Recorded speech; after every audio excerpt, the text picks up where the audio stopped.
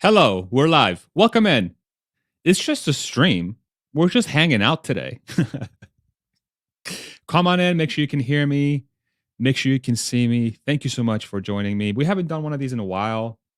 I miss you guys so much. I miss y'all so much. I'm from Texas now. I got to say, y'all. Really appreciate you coming in. Yeah, let's just have some fun, man. Whatever questions you have, whatever you want to, ask or talk about, drop it in the a comment section below. We'll do just a hour and a half. Who knows how long we'll go of just a stream and try talk about as many topics as we can. Whatever thoughts you have, drop them in the comment section below. A lot going on in the world of technology, AI, Tesla, autonomous vehicles, the car market, Twitter. There's a lot of stuff going on. A lot of stuff. Let's see who we got. Who do we have? We got DRK, Goat, Mods, man. DRK, Memi, so many other ones. Hadouken, longtime member. Really appreciate you guys for joining us today. Hanif or Hanif, I'm sorry. I hope I'm pronouncing her correct. Glad to hear producer wife give her opinion on FSD. I know. That FSD video, man, I'm telling you, that FSD drive was nuts.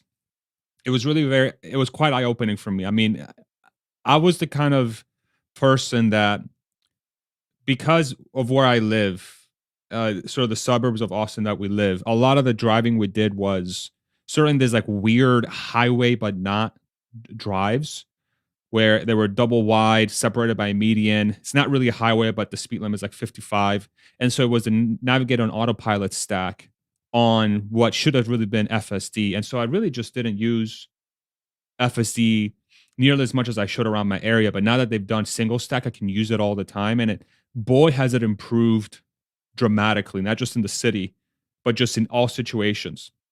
For me, in my use cases, and I don't know if this applies to everybody because I know it's still mixed for a lot of people. But for me, the highway drive with FSD is significantly better than navigate on autopilot, to the point that I would say that the way FSD drives on the highway is safer than I would drive because it's not impatient and it does 99% of the maneuvers that I would do at any given time. And it's the one thing it doesn't do well. The one thing it doesn't do well, which I it used to do, but for some reason I don't know if it's glitched or something. It doesn't get out of the passing lane as quickly as I would hope, or really ever. Once it makes it to the passing lane, like meaning the left lane, as long as there is no exit coming up for a while, it just seems to kind of want to cruise in that lane. And I just don't, you know, I I I would rather be in the middle or right lane, especially if I'm not passing somebody. So, and that's by law. A lot of states have that where it's keep right except to pass, or use the left lane for passing only. That's not what people do. That's what you're supposed to do. So I think that should be relatively straightforward for them to fix. And I think with a point four one, they would fix this. But everything else, man, it's just smooth. Check out the video with me and my wife, with producer wife, that I posted. What was it? Yesterday? 2 days ago? It was great. Welcome in, everybody. Make sure we can see me, you can hear me. Thank you, DRK, for that formatting. Can we give a round of applause to our mods, man? Our mods have been killing it, and I haven't had a chance to actually personally thank every single mod. So all the mods, every single one of you, thank you so much. Seriously, you have no idea how proud I am of the community that we're building. Consistently, every time we do a live stream with a guest, the comment section is alive and there's really good discussion. And it's because of the kind of community we've built and the job that mods have done. So thank you so much, mods. You deserve so much credit. This channel is as much yours as it is mine, right? And this doesn't exist without everyone's input, really. So you all deserve huge amounts of credit. Seriously, thank you so much. Thank you, thank you, thank you. Thank you, Hadouken. Yeah, that full self-driving video was very eye-opening. It was very, very eye-opening. Not legal advice. Richard, aka Borghan, aka Borgface, aka Borgtoe. He has a new channel, Not Legal Advice. It's actually really, really good, y'all. It's a really good channel. It's one of those things I knew Richard was going to do a great job with this venture once he started, because the idea was, make a channel that's focused on legal proceedings around Tesla and the world of Tesla, but like, sort of there. And his content has been phenomenal. Not Legal Advice. Go check him out. Really, really good channel. Seriously. Fantastic. You know you're big when you have mods. I'm just very fortunate to be surrounded by the people, man. But y'all, it's just I'm so grateful. I'm really, really grateful. Yeah, and producer wife is a rock star. Actually, today it's just me today. There's no producer wife because this is one of the ones where I really wanted to be super engaged with the community. Usually, where producer wife has been super helpful has been on the live streams. I don't have to worry about highlighting the right comment or really worry about the production value of the thing so much. My wife will take care of that producer wife, Cindy, whatever y'all want to call her. She likes producer wife. Um, she's focused 100% on that. And then I can focus like super hardcore on the conversation. And that's one thing that I underestimated just how important it is to ensure that you're 100% in lockstep with your guest, because then you can ask the right question. You kind of can keep information in your head a little bit longer because you're not, sort of like, um, I don't want to say distracted, but you're not focusing on two things at once. And I think for the live stream videos we do where I do interviews, I think it's very important for me to be as engaged with the conversation as humanly possible. And then the comments section, it's its own thing that it's like a discussion. It's almost like a like it's like part of the discussion, but it's you guys that's driving the discussion. So we have the conversation, and then the comments section is this sort of like additional bonus to the conversation where you can kind of go in and get the takes of what people are thinking, how they're responding to the conversation. And then having someone that's almost owns that part of it and producer wife, and then I can focus on really bringing out as much as possible from the conversation, I believe is a formula that's worked really well. So you guys tell me if that's the case or not. I would love to hear your opinion on that. But I personally feel like it's worked really, really well. Really, really well. Really, really well. And I'm very proud of it. Thank you, Mimi. Thank you. Love you guys so much. Thank you, DRK. You guys are awesome. Question from Jaybird Cybertruck. Question: what are your thoughts on the wiring for the new modular system? And have you seen the picture of the new wiring pattern being used in Cybertruck? I have not, or maybe I have, but I don't. Maybe they didn't stick out to me. I think having that unbox process or sort of the next gen process with the Cybertruck, these are the type of innovations that don't get really valued too much by Wall Street. It's like, oh, you're doing the wiring a new way. Is that cool? That's maybe not as groundbreaking, but sort of what there's so much that goes on to that, right? Because you can then change your entire processes at the factory level because of the changes you've made to the wiring and the harness, right? An OEM, a legacy automaker, is going to craft their manufacturing processes to what suppliers are providing so they can optimize for the kind of stuff they get. Versus Tesla, the way they approach it is like, okay, what is the fastest way humanly possible to build a car? And then they build as many of the auxiliary parts that suppliers would be sending them. In this case, they make in-house as many as possible, and those are optimized to be built in a car that will be built at the fastest rate possible. So it's a complete different approach in building a car. And we've seen this over and over again with Monroe and their breakdowns and everything, right? With Sandy and Corey and those awesome guys over at Monroe. So um, it's great. It's going to allow them to get to that Gen 3, Cybertruck's going to benefit from it as well. It's stuff that no other automaker really focuses on. So I would not be surprised if it has outsized positive um, impact. You know. Did you go kayaking this weekend? The weekend's not here yet, so I'll let you know. We'll see. I'm already second guessing myself. I disagree. It's yours, bro. Killing it. Killing it. Yes. A lot of love. A lot of love. We have such an awesome community we have. We really do. In our Discord, man, for those of us that are in the Discord, if you want to join the Discord, just click on join right below this video. Thank you so much for your support. But we had a conversation around the stuff that's been happening around gun violence in the United States, just to kind of give you an idea of sort of the variety of stuff we talk about. It was such a great discussion that really brought forward the complexity of the issue. Um, I'm just so proud of our community for real. It's such an amazing community. So proud of it. It's like unbelievable that we're here. I just can't believe it. It's so cool. China news is huge regarding ICE cars in July. Not really sure what Richard means by that. China ICE July. Nope, it's just giving me stuff for ice cream in Japan or China rather. Uh, help me understand what that is. Somebody. Um, When do you think we will finally get the details on the production version of the Cybertruck? It's supposed to start production in the summer, which is coming pretty quickly. Great question. Typically, from what I've seen with other launches, and you guys tell me if you've seen this as well, it's about 6 months after the first production mules, sort of the alpha beta versions of these cars hit the streets when we start seeing um, the first deliveries of the first units. So I'm guessing end of September, beginning of October, if I'm a betting man. Ideally, this sucker is released on 4th of July at Giga Texas with the first Cybertruck rolling off the line with a big American flag and a big Texan flag. Come on. Elon, if you're watching this, bro, let's just do that. Just do one unit. Just build the first one, keep it to yourself, call it a delivery event, and then release the second one in October. But the first one, somebody in the bed of the truck just chugging a freaking Miller Lite, or a Tito's handle. Tito's is vodka that's made in Austin. Just go crazy. I think talk about marketing. Talk about marketing. Can you speak? How many non-humanoid robots do you think are in use within gigafactories? Um, so meaning like non-humanoid robot, you mean like a Kuba, like or not a Kuba, a Kuba is one of our members on Discord.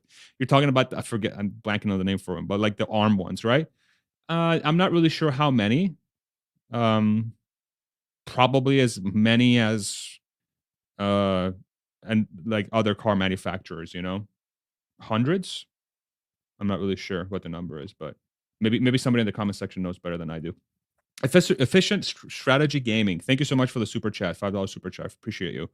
What is a key economic metric that is resulting in mass EV adoption? I always thought it would be oil prices, but it looks like I'm wrong. In my opinion, that's a phenomenally good question. Thank you so much for the question. I believe is two things. One is, well, economic metric. I just think cost per mile. Cost, like all in cost per mile is what's driving the EV adoption. And so if you look at the Model S when that was first released, the Model S for the price of the car, the amount of money you would have to pay per month to keep that thing running was a fraction of a competing car. So when I had a Model S back in 2016, 2017, I had a 75D. We bought that thing for 90 grand. Okay. We bought two of them like a bunch of morons. Okay. We had two Model S's who like we're so dumb. We sold both of them because really this is the dumbest thing ever. But just that's a data point for you. Don't do that, but it was great cars. Our monthly payment for me, my 75D monthly cost to run the car, forget about the monthly payment aside, the maintenance, the fuel equivalent, in this case, electricity, and all the other costs were about the same as my Mazda 6 from before. So if I can drive, if I had bought both cars cash as an example, then it would have cost me the same exact to run the Mazda 6 every single day versus the Model S. Now depreciation would impact that obviously because the Model S 75D without FSD hardware would depreciate. The net depreciation of that car would be more than the Mazda 6. But then one would argue that in about 5 years, the Model S 75D is going to be way more valuable than the Mazda 6 because if we're shifting to EVs, gas cars become a liability, not, because there'll be less and less gas stations. It becomes harder and harder to fuel your car, right? So there's a lot of variables at play here. So I think that's one. And now that the cost of the car has come down to a level where you can get a Model 3 lease for say $350 a month, which is cheaper than a Camry and basically every case in the United States because of the dealership network freaking marking everything up. Then you have a situation that you already have running costs that are lower than the competing gas car. And then you also are marrying up the cost of the car itself versus its competition. You have a double whammy effect at that point. It's affordable enough for people to get into it, and the running cost per mile are the same or lower, actually lower than a competing car in its class. And I believe that is the metric that's really driving EV adoption. Would love to hear y'all's thoughts, but that's where I'm at with that. And I feel pretty confident about saying that. Yeah, cars are so expensive right now to purchase and own. Exactly, exactly. Yeah, I hope that was helpful. What's the update with Cybertruck pricing? Will Tesla honor pre-order pricing for all 1.6 million pre-orders? I really don't think so. I believe when Elon was asked this at, when was this? Last year's investor day or last year's shareholder meeting? I forget when this was, y'all. Remind me. Pretty sure he said that prices will change. And I wouldn't be surprised. I would if I were them. But I do think it will change. But I don't think it's going to go as high as people think. I believe it's going to be like a dual motor, non-plaid, sort of the middle of the road version will come in at probably somewhere in the 70,000 range, which will allow it to take advantage of the EV tax credit in the US, which is $7,500 up to 80,000 for a truck, which is going to make that thing sell even more. I think the plaid, whatever high version will be above 80,000. And then whenever they get to the entry level truck, which I don't know when that will be, I believe it will be in the 50,000 range somewhere. My estimations. I could be 100% wrong, but that's kind of where I'm at. Let me know. Bro, FSD is amazing. I agree, David. I agree. You're very welcome, William. Thank you for stopping by, man. Appreciate you. Okay, let's see this one. Chris, more stringent pollution control on cars sold in China starting July. Many cars can't meet requirements. Oh. So I guess would be new cars sold in China? Interesting. Let's see if I can find an article for this. Mods, if you can post a link, actually, if that would be great. If one of the mods could find a link for this, I will pull it up. I think mods are the only ones that can post links in the way we have it set up. I've been an imposter today, borrowed a VIN number for a Model Y from Berlin so I could take a Bloomberg survey. I was very happy with my car. Mimi, you are messing up the data. I hope they don't see this. Hope no one from Bloomberg just saw the comment on the stream. Dana, question. When do you think we'll see robotaxis on American roads or Chinese roads or any other road? I believe so. So here's what's weird about the robotaxi word, right? So are you saying a car that is 100% tailor made to be a robotaxi 100% of the time, meaning no steering wheel or no pedals? Or do you mean a Model Y, as an example, that will drive itself as a robotaxi but will be configured as a regular car? Because they're two different things. I think the latter, the Model Y that will be added to the robotaxi network and do trial runs, I truly believe, man, like especially with version 11, get the parking lot stuff in there and just a couple more tweaks around the edges, man. End of this year, sometime next year, I actually think end of this year is not out of the question if regulators allow it in very small trials that are super monitor. I really think we're that close, at least in my area. I could be 100% wrong. I could see that happen by the end of the year, but it'll be very, very small and it'll be super limited. It'll be kept to one city, probably for like a few months, maybe a year. More realistically, I think by 2025, I would be disappointed if we don't see a robotaxi trial in some way, shape, or form. My bullish, optimistic self will say end of this year at the earliest, based on the trends that I've been seeing with my own car.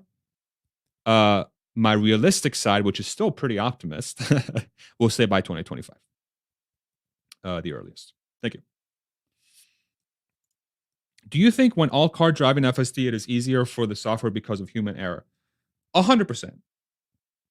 Yeah, I'm a huge believer in that. If every car on the road is FSD, FSD will have the easiest job in the world. The hardest part of FSD is getting it to be where it's at now. And then with every every version thereafter, the more and more self-driving cars we'll have on the road, the less times the car will have to do something that is caused because of human error. So which is a weird thing, right? You would think as you deep dive deeper into it, you have more and more difficulties, but the more self-driving cars there are on the road, the less human error we'll have on the road. The more self-driving cars we have on the road. Yeah. It's crazy, man. It's crazy. Yeah, new cars in China. Okay, got it. Yeah, that's amazing. Here, we got oh man, it won't let me click. I gotta do it from the studio. Okay. It's so cool being back with y'all in this format. We haven't done this in a long time. We should do this one more often. What do you guys think? Maybe every week. Maybe we'll just make Wednesday our live stream day. What do you guys think about that? Do let me know. Hold on. Producer wife has these things saved up. See, I can still produce my own show. I'm not completely useless. All right. Thank you, Ishan. Let's see what okay, here we go. Let's see. And share screen. China 6 regulations were proposed on May 26 and finalized in December 2016. An English language summary of the China. April 2020, a delay from July 1st to January 1st, 21 was announced. Table 4 summarizes the final China 6 limits. Okay. Okay. Interesting. So this is for getting much more fuel efficient cars on the road in China. Okay. Very helpful. Yeah, I think it's great for Tesla, right? Ultimately. That's the real big thing here. It's good for Tesla. New York Professional, $5 super chat. Thank you so much, man. Appreciate you. Can Tesla do a fully autonomous robotaxi for very short distances? Customers will drive on their supervised robotaxi. I mean, the length of the robotaxi run, I don't think is that big of a deal. For me, it's more like I think once they open it, they open it. I think an under a mile run doesn't really make it very useful. I think this thing's actually super useful when you can do it for, say, to the airport. And that's, in a lot of places, that's a 30-mile drive, 20-mile drive, 50-mile drive, right? A lot of city centers. So yeah, I think it's very important for that to, when it's open, that it's as useful as humanly possible because it will send a statement. You don't want to do this like Waymo Cruise thing where it's like, I can take you from point A to point B as long as it's within this radius, and I don't even know if it's going to be useful for you. Where Tesla's like, just hail it and let it take you wherever. Just put the thing and go. That will send a much stronger message, and I believe that's what Tesla will focus on, is just being as useful as humanly possible.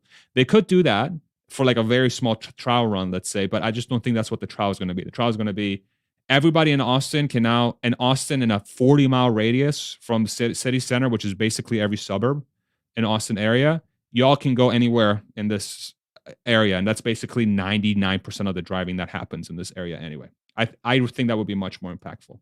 But it's a good question. I don't think that's very useful, in my opinion. Oscar, is it too bullish to think Tesla can take more market share? Not financial advice, as always.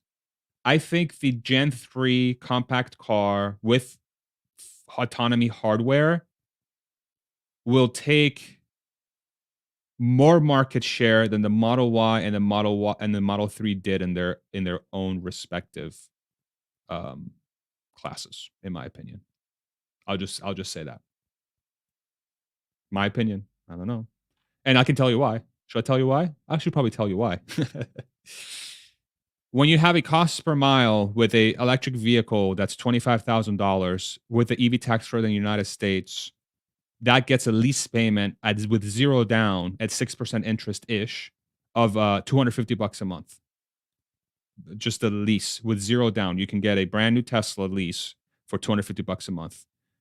If Tesla were to offer its own Tesla insurance on top of that in regions where they can and bundle it with the car and add that same thing they did in Texas, which is $30 a month for unlimited charging at night from your house, like basically like a charging plan, and you add on top of that, say, a maintenance or warranty bundle with that car that gets it to, I don't know, say it's you pay $50 a month or whatever that number is to just basically like Apple Pay, like not Apple Pay, like Apple Care, but you do Tesla Care for your car.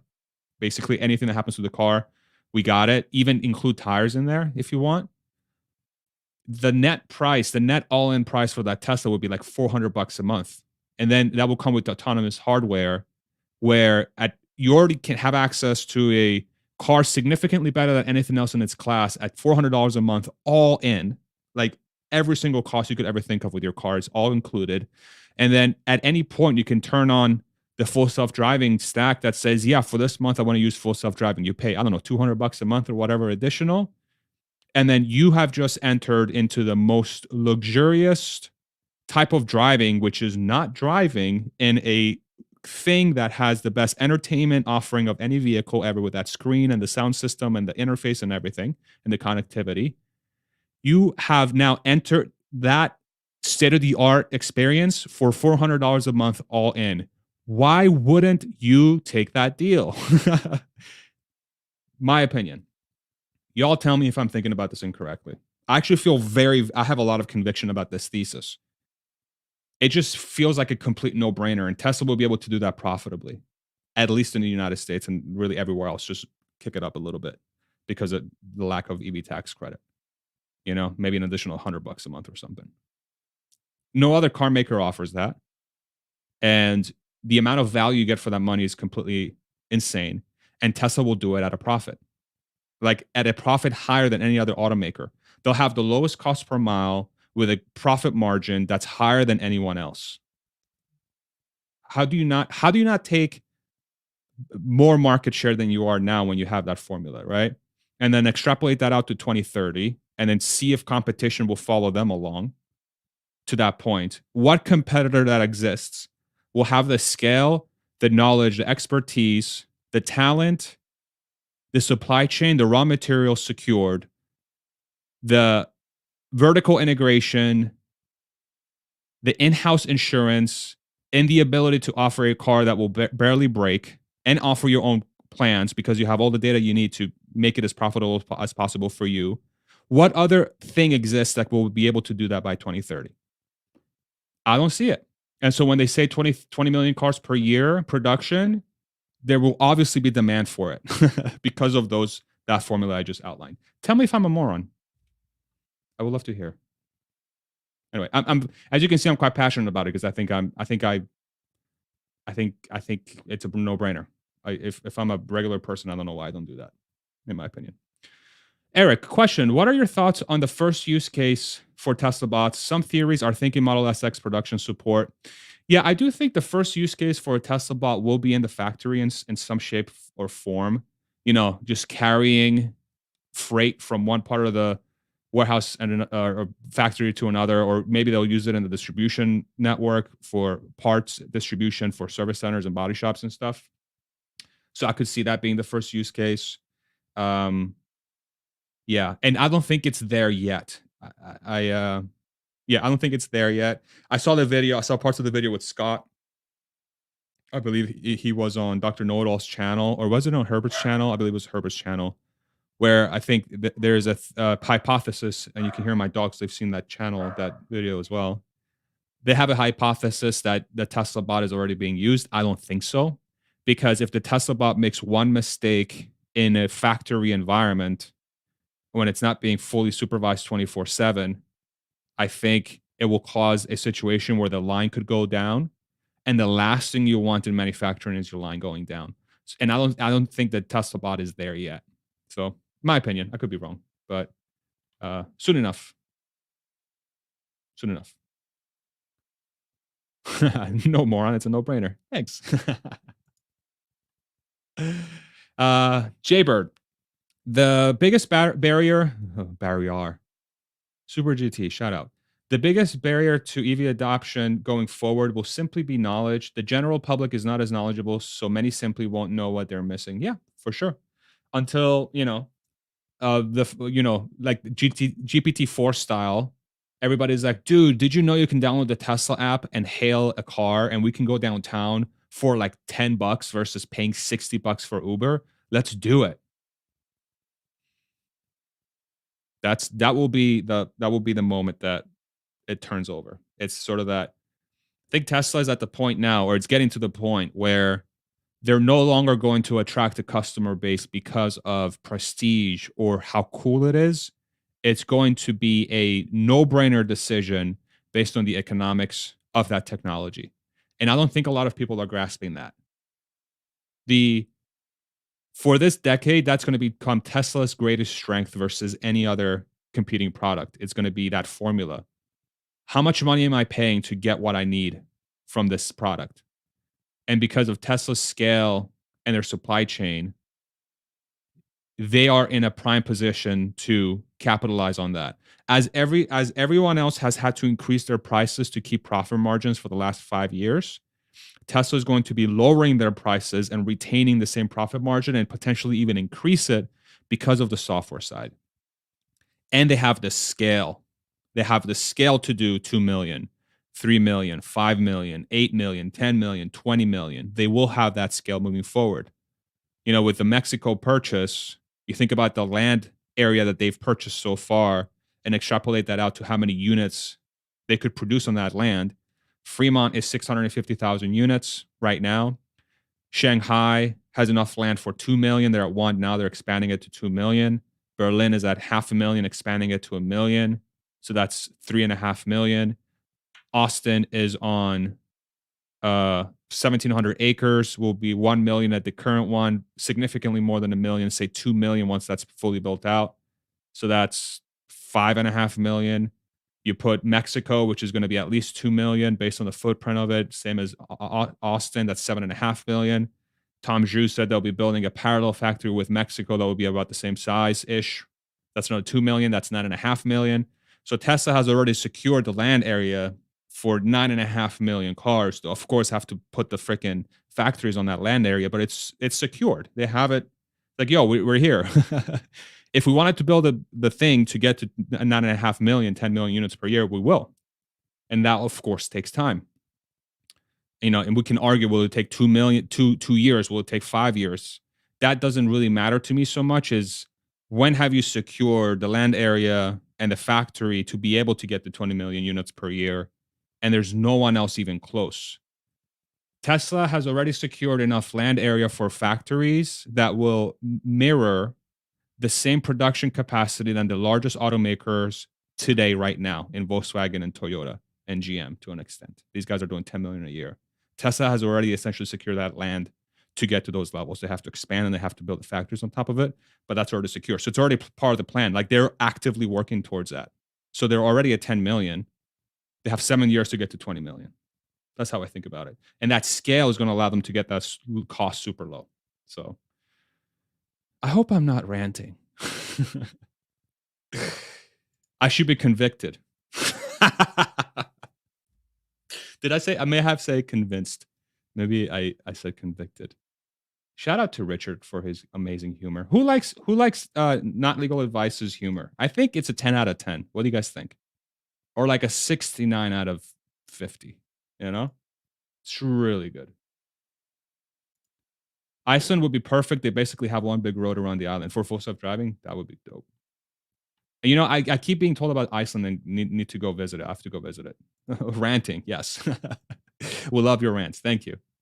You are ranting. Yes. Oh, Matt Smith. My God. Can we ban Matt Smith from the chat? Is it the same Matt Smith or is it a different Matt Smith? Is it the same Matt Smith that needs to reduce his internet quality on good soil because his face is so freaking ugly? Compared to your humor, it's top tier. Listen, I will concede that point. Not canine advice. Not legal advice leaves my innards in knots. What's hilarious about Richard because it's like I every time we stream, he'll say something and then producer wife will be like laugh and I can hear her from downstairs. I think you should seek should seek a career in stand up. Maybe put it on your. Maybe you should do every week. You should do a live stream stand up routine for us. I think that's a good idea. What do you guys think? I think that's a really good idea. Hey, buddy, my birthday's coming up. Will you jump out of the cake? How much? You don't want me jumping out of any cakes. I'm glad I made you laugh, Susan. Thank you so much for supporting the channel, by the way. Really appreciate you. Any thoughts on the idea of Tesla stationing an Optimus bot at each Tesla supercharger location for a completely hands-free charging experience? I think this is 100% happening because it'll be much easier to build one bot and put it at a charging station of, say, 40 plugs than rebuild 40 plugs to be the snake charger. It will actually probably be cheaper, like cost wise, especially with the maintenance costs. So I think this is 100% happening and such an innovative way of solving the charging issue, right? I agree. I think. I think. Um, have you ever thought about Tesla becoming a monopoly in energy, robotics, and environmental real world AI? I think there is a risk for Tesla to become a monopolistic threat if competitors don't wake up en masse and we don't have a healthy industry of companies that are matching Tesla's speed of innovation and how they're securing the supply chain. And they won't be a monopoly, in my opinion, because they are actively seeking to be one. It's because literally everyone else is just not catching up as quickly as they should.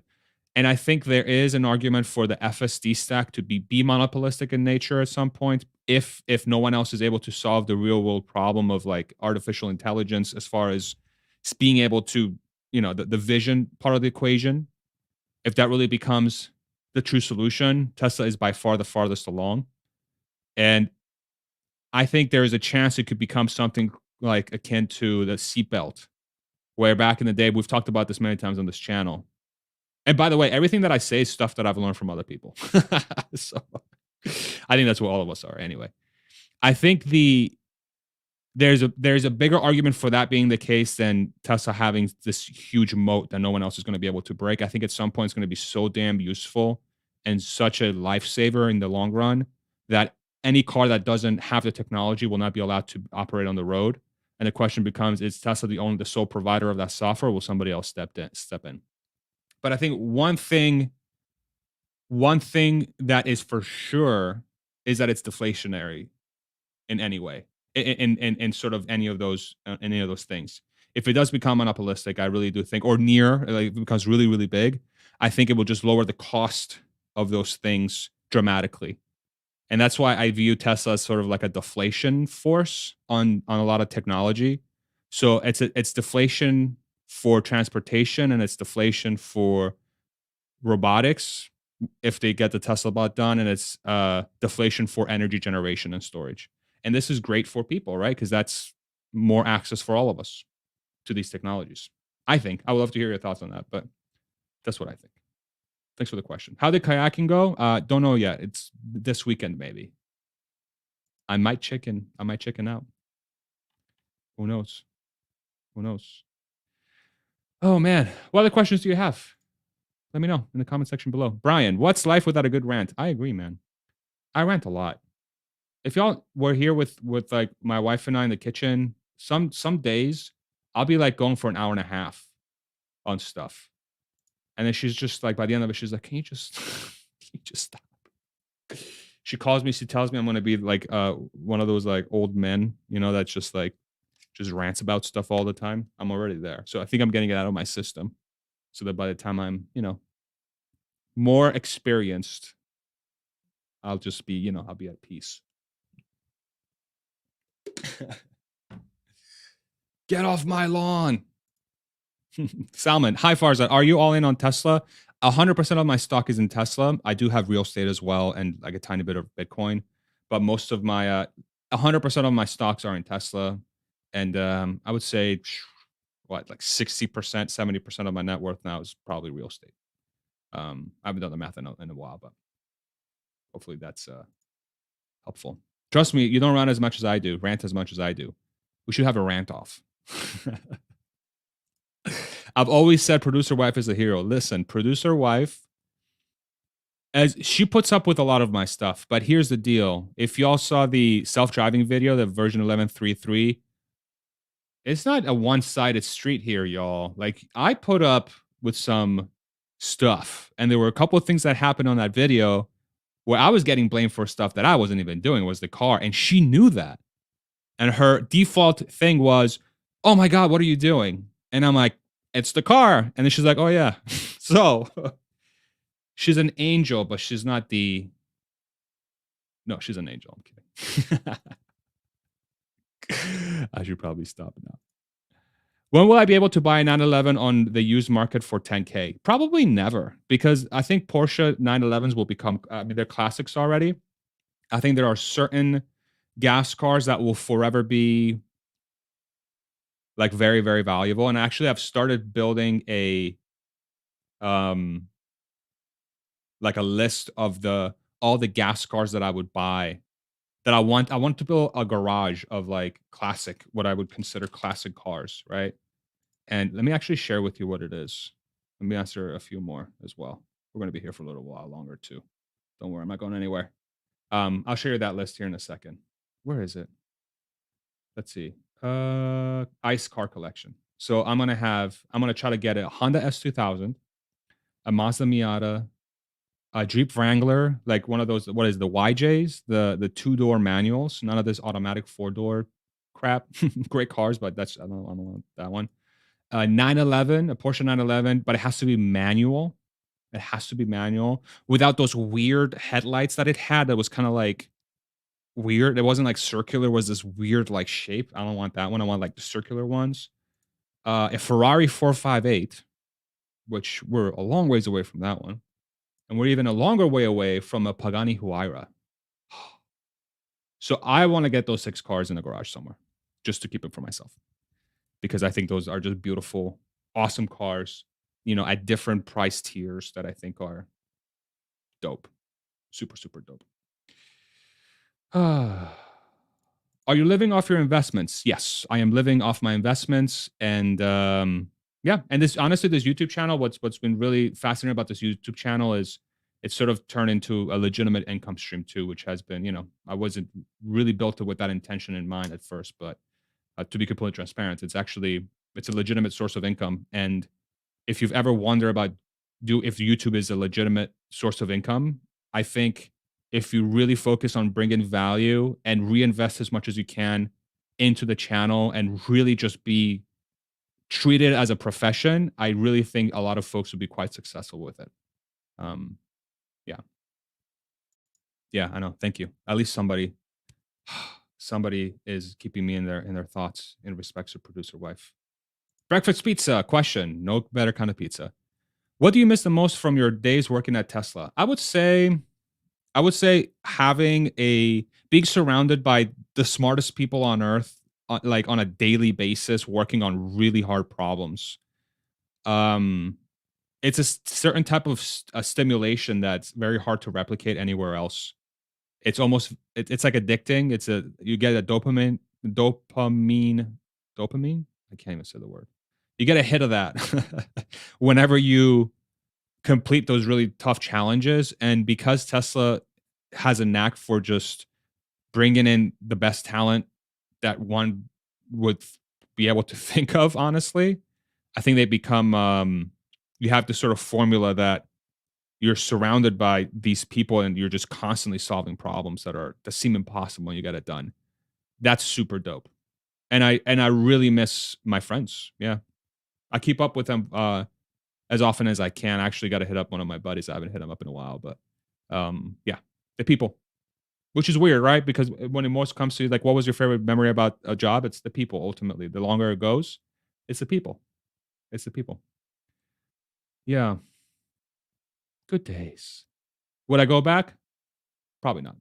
I think I like this. Whatever I got going on is just more chill, and I think I'm still getting that fix from my sort of like working on difficult things because YouTube is a lot harder than it looks, especially if you really want to make something that's unique and different and approaching it brand new. you're very vulnerable. You make yourself extremely vulnerable to a lot of things, especially the more you grow, you start getting attacked, for lack of a better word.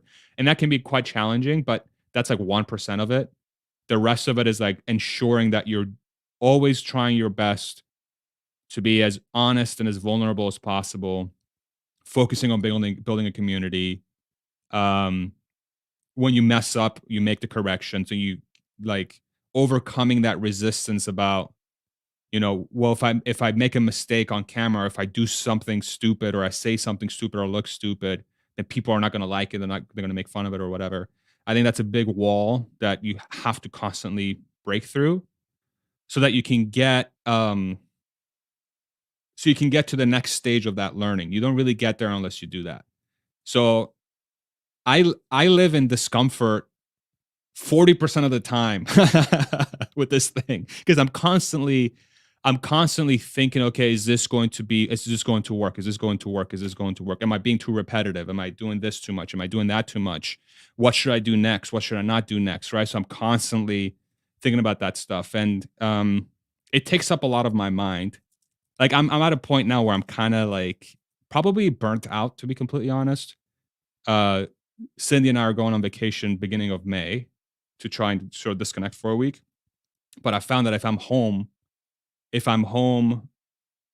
just hanging out, it's very hard for me to disconnect from this thing because I'm constantly thinking about ideas and what to talk about next. So the disconnecting part of it is very difficult.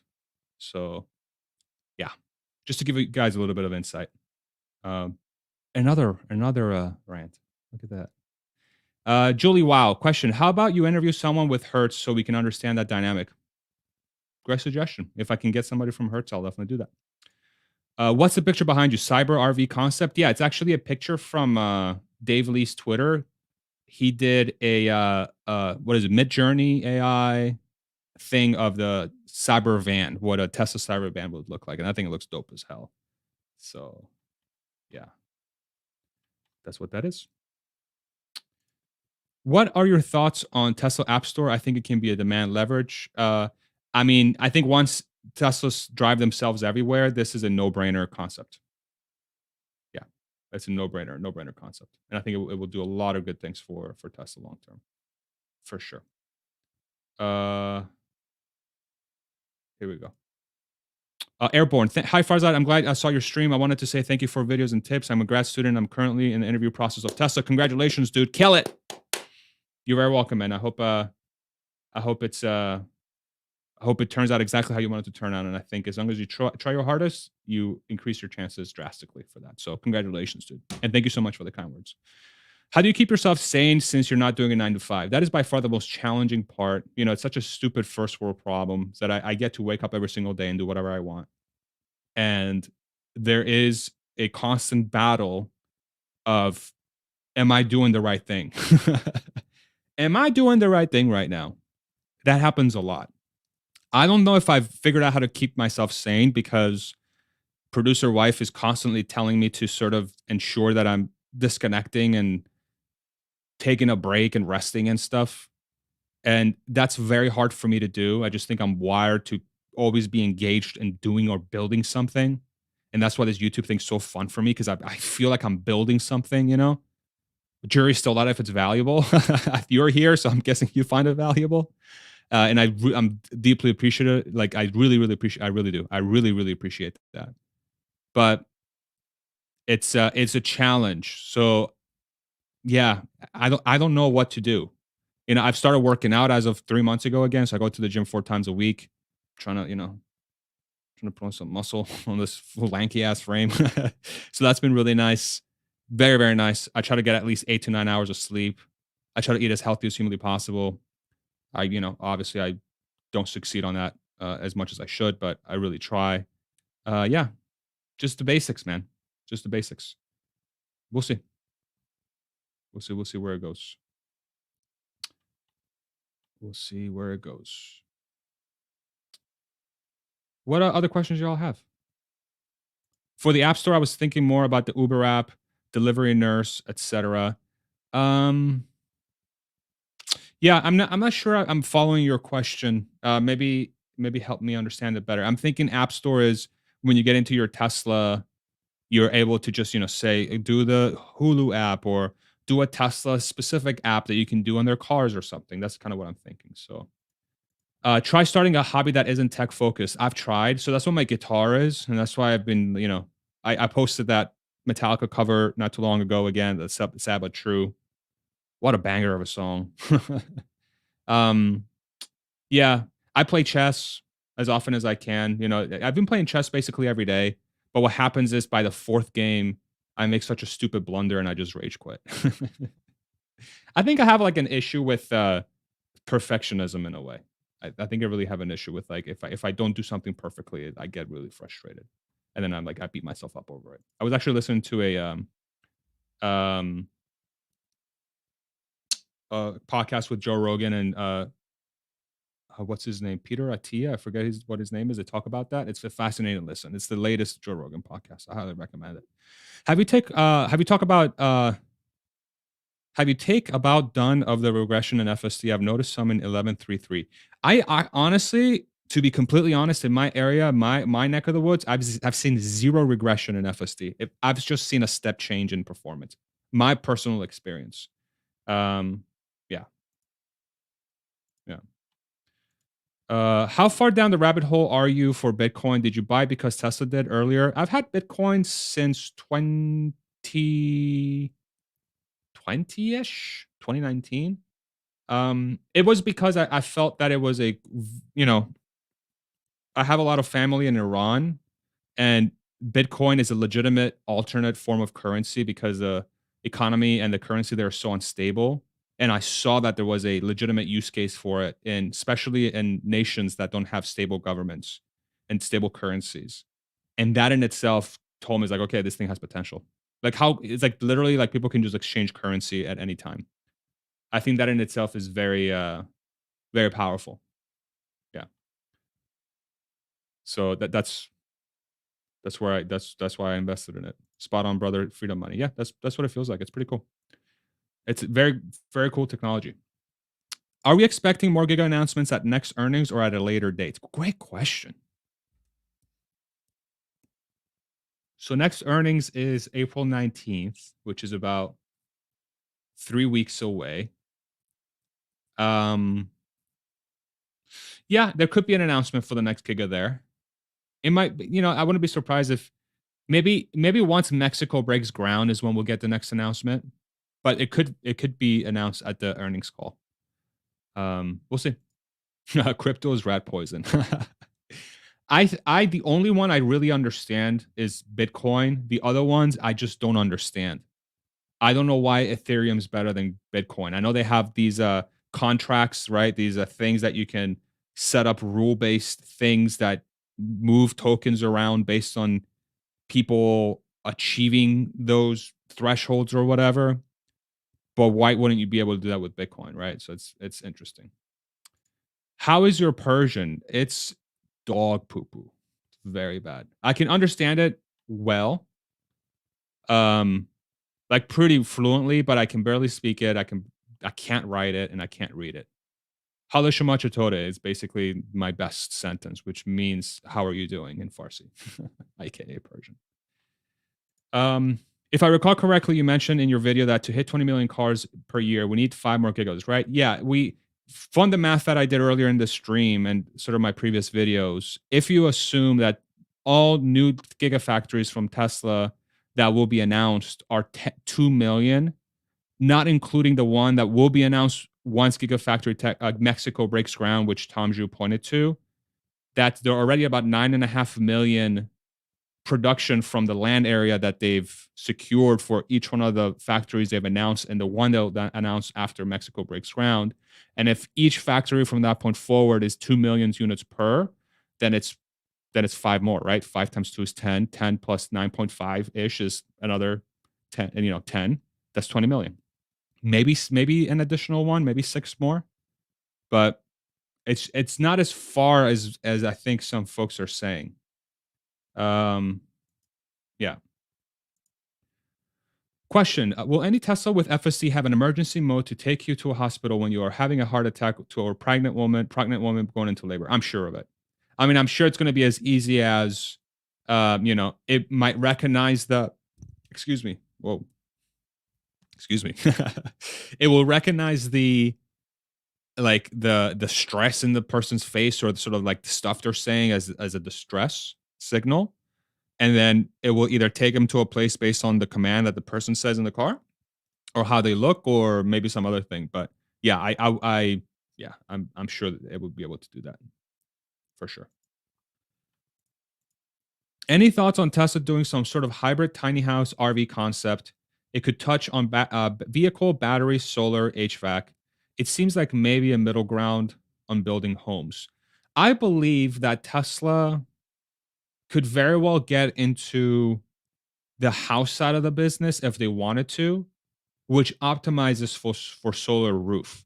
So why has solar roof taken so long to ramp? I believe it's because it's hard as hell to build a solar solution that will be able to account for, say, most roofs, right?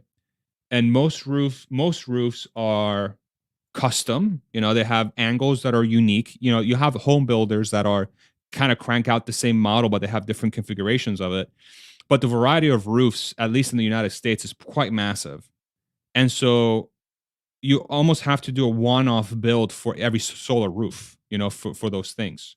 Whereas under the situation where Tesla was able to either partner with a home builder or make their own house that would be exactly static every single time, then the solar roof equation becomes much easier to solve because you've optimized the build out of the roofs to be almost like cookie cutter, right? You've just standardized the process.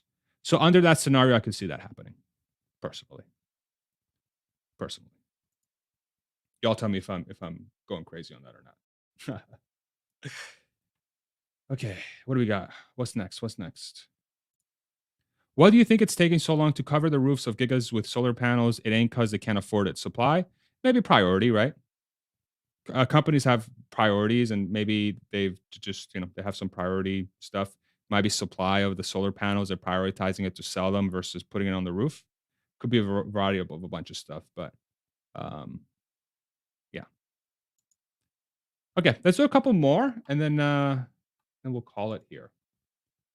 Please introduce your guitars in a brief history. Okay, yeah, I think that's fun. Let's do it. All right. So this guitar was purchased when I went to college at Penn State. This thing is, so I was there, what, 2007, I think I bought it. So this thing's what, 15, 16 years old? It's awesome. It's an Explorer shape. I bought this because I'm a huge fan of James Hetfield from Metallica. And he plays a lot of these Explorer shaped guitars. I bought it for $500. So this is this one. And then this one.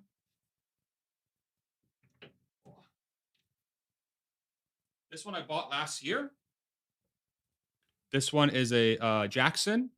It's got a Rose Floyd bridge, which means it can go up and down like that. And yeah, this one's really cool. This one plays really well. And I purchased this for like $900 or something. Awesome guitar. It plays really, really well. But I like the other one a little bit better because it's just more chunky. It makes chunkier noises. Okay. All right.